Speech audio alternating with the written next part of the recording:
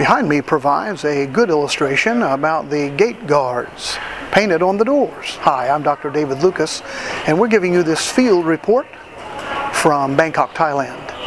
And what we want to talk about here is the evolution of the yak, the gate guardian, from the mythological being to the actual guardian being that he and she became as they moved their way into the temples.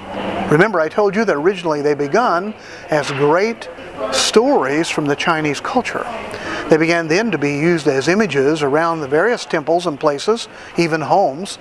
And I got interested in these guardians of the gate actually as door gods when I was over in Hong Kong, China.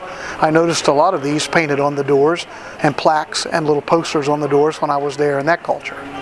When I got here to Thailand, I began to notice the yak in a great way. Here, the yak, very similar to the images and the statues we've shown you earlier, painted in large fresco on the actual entrances of the various buildings.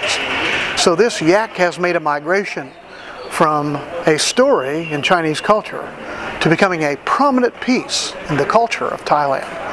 Dr. David Lucas here, looking at the yak in Thailand.